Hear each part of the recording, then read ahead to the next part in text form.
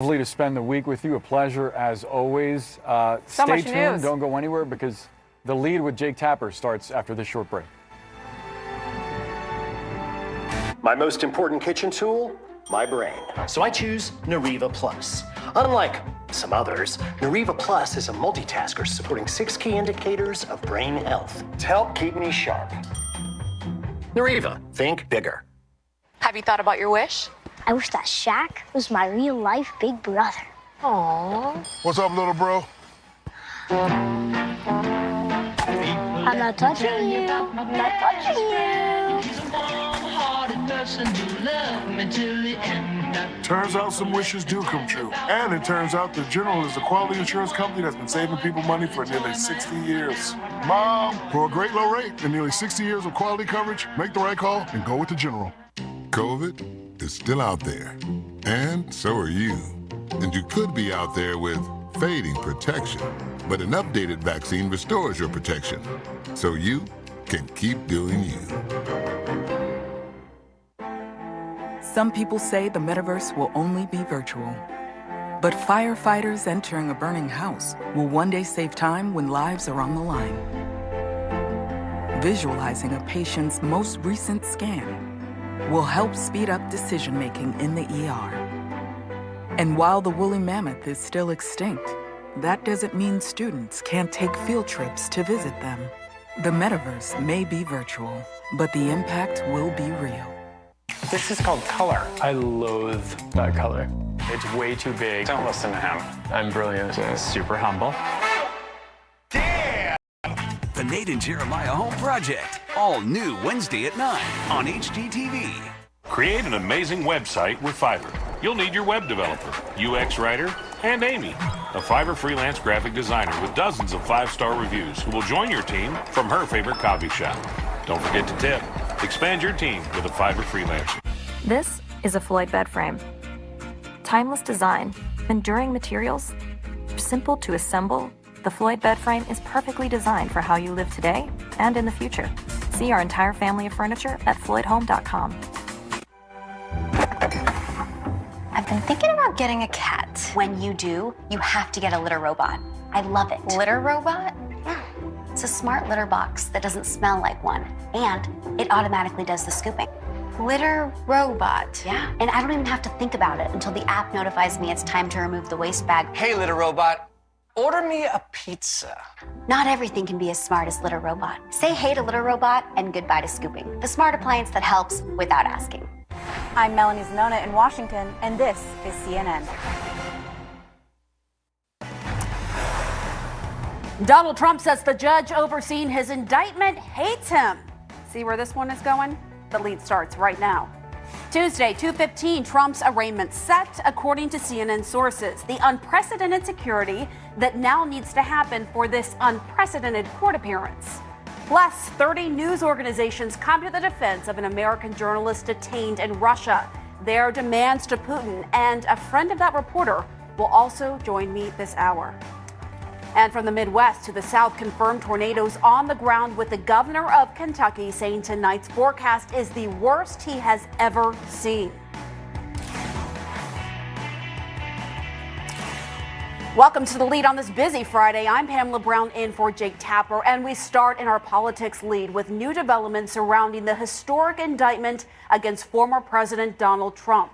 Tuesday, around 2:15 p.m., Trump is expected to appear before a Manhattan judge to be arraigned, according to sources. The former president is facing more than 30 counts related to business fraud, and the indictment remains under seal and may not be unveiled until Trump's arraignment. On Monday, he is expected to travel to New York from his Mar-a-Lago resort, where he intends to remain over the weekend. Trump's attorneys are saying the former president will absolutely voluntarily surrender himself. However, they do plan to file substantial legal challenges against the indictment. And this all comes as the Secret Service is meeting with New York officials today to discuss the logistics for Trump's court appearance and to address security concerns in the city. We start our coverage with CNN's Jessica Schneider, who takes a look at what we know about security already and what to expect. We start our coverage with CNN's Jessica Schneider, who takes a look at what we know about security already. An historic court date set for former President Donald Trump on Tuesday in Manhattan. The District Attorney Alvin Bragg has brought an indictment against him. Trump is planning to leave his Mar-a-Lago estate on Monday for New York, and then on Tuesday authorities will take his mugshot and fingerprints before escorting him to his arraignment. The indictment is still under seal, style, and conviction state of New York against Donald Trump. Front, left.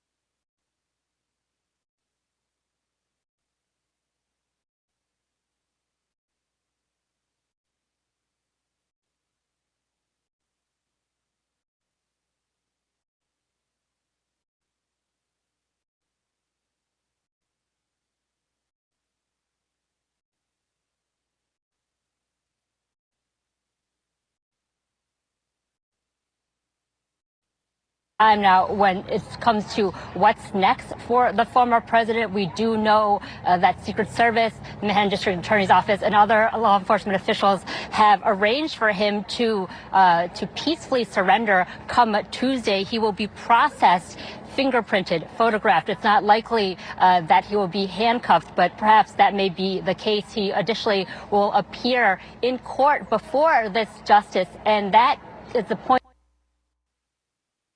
Fire that night. My mom and my stepdad went out for the evening. They'd be back late. They wasn't going to leave me at home by myself.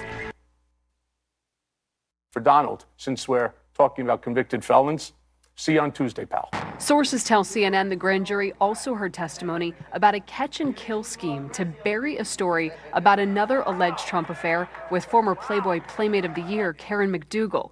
Trump's longtime friend and then chairman of the National Enquirer's parent company, David Pecker, is believed to have orchestrated that $150,000 payment.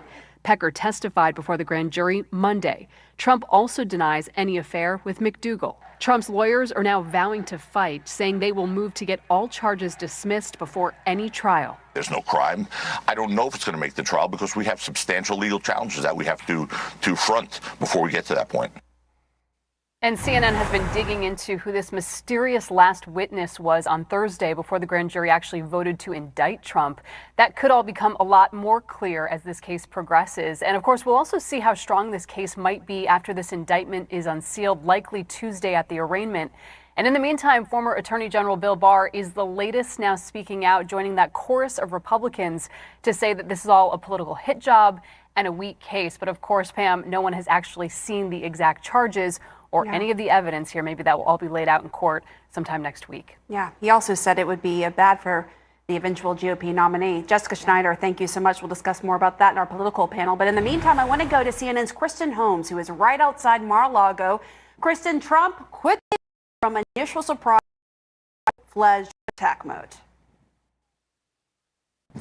Yeah, Pamela, he did. It doesn't show stopping. In addition to putting out that formal statement where he went after Alvin Bragg, he accused him of a political witch hunt. He called the indictment a hoax. He's also going after the judge who he is expected to appear in front of on Tuesday, saying that this judge, quote, hates him.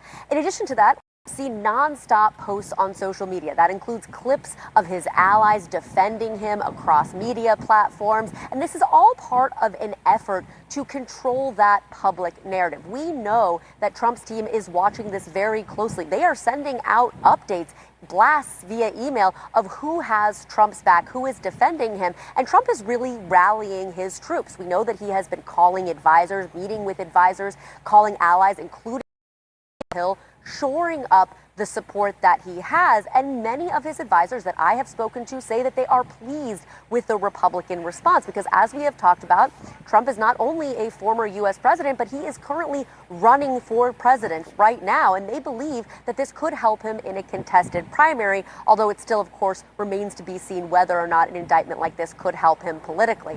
Now, here at Mar-a-Lago, or outside of Mar-a-Lago in West Palm, we just drove by the resort. It is relatively calm. We had heard rumors of of protests. We're talking about all of this increased security. There was only about 10 to 15 people outside peacefully protesting in support of the former president. Something that we on. One thing I do want to quickly note is when we talk about what's going to happen Tuesday, a lot of that is going to depend on what happens at that Secret Service walkthrough at that meeting, because that's going to dictate how the team responds and what they are actually allowed to do, Pamela. All right, Kristen Holmes, thank you so much. And now, as she noted, those major logistical and security considerations surrounding Trump's impending arraignment. Let's bring in CNN's Brent Gingras and John Miller. So, Brent, you're right outside the courthouse. And what does it look like? What are you hearing about security at the courthouse on Tuesday? Yeah, Pam, you know what? We are seeing a ton of security teams down here throughout the day. I'm going to get out of the way so you can look at 100 Center. This is the courthouse where the arraignment will be happening on Tuesday. You can see some NYPD officials out here in front. We actually saw not too long ago a team come out from the NYPD and install cameras. There are lights to light up the entire area for the next couple of days when it gets dark out. So a number of security measures were actually right here. Inside, we're learning the floor that the arraignment is going to happen on, it's actually a restricted area right now, and that will continue to Tuesday. So there will be very heavy security about who will be able to be. There's a lot of stuff we're not seeing, right? Of course, the intelligence officials are looking into the online chatter, the communication, social media, chat rooms, making sure they don't see any credible threats or any mobilization of groups coming here to New York and trying to cause unrest. But of course, the NYPD says they are ready for that. All in uniform today that will continue keeping that presence to avoid any issues that come up. They'll be able to mobilize quickly. Pam. And John, what are the logistics behind moving a former president to how difficult is this for law enforcement? Oh, it's not difficult at all. It just requires a lot of planning. You know, they have moved former presidents around New York before. They've moved presidents around New York many times. So the team that does this, NYPD, Highway Patrol, the Intelligence Bureau, working with the Secret Service, this is a very well-rehearsed dance for them. The thing that makes it unusual isn't the moves, how to get them in and how to get them out. It's where they're going and why they're going there, which is he's going to be arrested. So you've got a president who's guarded by a Secret Service detail that will go and then be charged with a crime in a place where normally that person would be printed in photographs, handcuffed, and then brought to a courtroom. I think we'll see a modified version of that. Don't know about the exact details of the arrest process there, but it happened at the DA's office, and then he will be brought to a courtroom, not in handcuffs, and then he's going to enter a plea, and then be, for purposes, released on own recognizance. But it's the first time this has happened with a former president of the United States. All right, John, thank you so much. Well, right now, millions of people are covered by a rare level 5 high-risk alert from the Storm Prediction Center. Potentially long-track tornadoes are in the Midwest and South. Let's go right to CNN meteorologist Chad Myers. And we're already seeing tornadoes touching down, right, Chad? Absolutely. One just moved to the northwest of downtown Little Rock. A significant tornado was on the ground and probably still is for miles across that northwest part of that city. And across the river, across I-40, there's significant damage to the western suburbs of Little Rock at this hour, and a new tornado warning was just issued for the very same area, maybe 3 miles farther south, where that tornado tracked just about 30 minutes ago. Also, we know that there's damage near Peoria, Illinois, just to the south of that city there. More storms are firing as we speak, and many of them are locating. When that happens, come out at any time today. This is level 5. This is the worst possible scenario for risk for severe weather that we've seen for a couple of years. And this only happens just a few times a year, and we haven't had one now for almost 100 days. This is the area where we have tornado watches from Chicago all the way down to Dallas. Any one of these storms could rotate today, which means they could put down a tornado. The other problem is that they're moving 50 to 60 miles per hour. You won't have a long time to take cover when you know something is coming your way. you need to do it now. Be ready. Make sure that phone is on, your alerts are on, because this is going to be a dangerous night. Everyone in this area, especially these two pieces, these areas that are in pink, those are those areas of damage. Here's some video we just got out of Little Rock. I've seen quite a bit of it. Most of it is to the west of town, but the was on the ground. There you see it kind of coming out of the cloud right there.